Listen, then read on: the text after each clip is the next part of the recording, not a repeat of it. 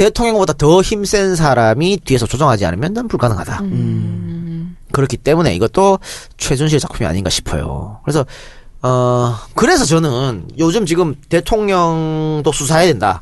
야, 대통령 수사해야 된다. 그런 그 언론 여론이 있지 않습니까? 네. 근데 사실은 대통령은 재임 시에 형사소출을 당하지 않는다고 법정에 박혀져 있습니다. 물체포 특검 뭐 그런 거 있죠. 근데 그게 뭐냐면 이 형사소출을 안 한다는 것은 기소를 안 한다는 거예요. 검사가 기소 안 한다는 거야. 조사는 할 수 있어. 지금 대통령 본인이 관련된 건데 왜 대통령 조사가 안 된다는 거예요? 그러니까 이 문제, 지금 국정교과서 문제도 최순실이 관여했을 당위성이 굉장히 높아졌지만 난 이거 말고도 남북 문제. 네. 아니 어느 날 갑자기 진짜 개성공단 폐쇄가 들고 나왔거든. 대통령이 통일은 대박이다 한지 얼마 되지도 않아. 그러니까요. 근데 개성공단 어느 날 아웃 시켜버렸단 말이야. 이러니까 자꾸 유체 이탈이라는 얘기가 나왔었잖아요. 그렇죠. 실제 유체가 다른 데 있었네요. 그리고 그 전에 사실은 개성공단이 중단했을 때 이런 거 앞으로 하지 말자고 합의를 했단 말이야. 그럼에도 불구하고 갑자기 우리가 그 약속을 어기고 개성공단 아웃시켰다? 이거는 지금까지 정부의 스탠스와 완전 다른 거거든. 그러니까는 이게 어떤 체계적인 정책으로 들고 나온 게 아니고 누군가 코치에서 그냥 쑥 들고 나온 이렇게밖에 볼 수 없는 거죠.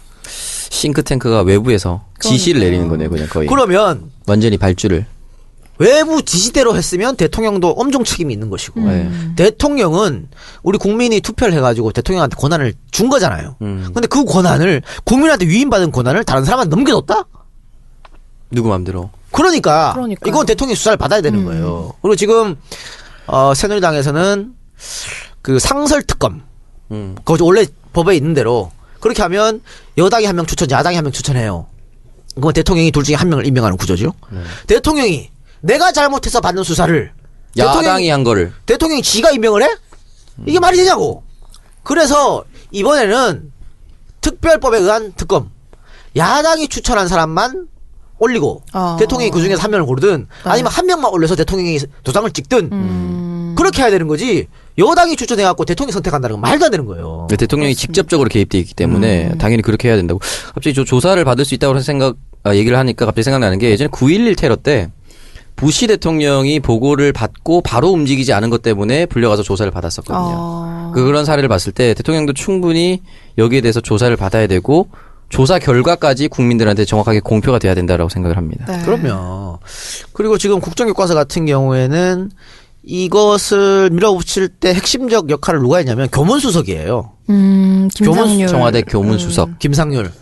이분이 차은택의 외삼촌. 그렇죠. 차은택 라인이잖아. 차은택이 갑자기 최순실하고 친해지면서 이 양반이 교문수석이 되고 차은택의 스승이 문화부 장관이 되고 뭐 회사 상사가 어디 뭐 대표 맡고 뭐 송성각이가 콘텐츠 진흥장이 되고 막 이런 척한 거야. 네.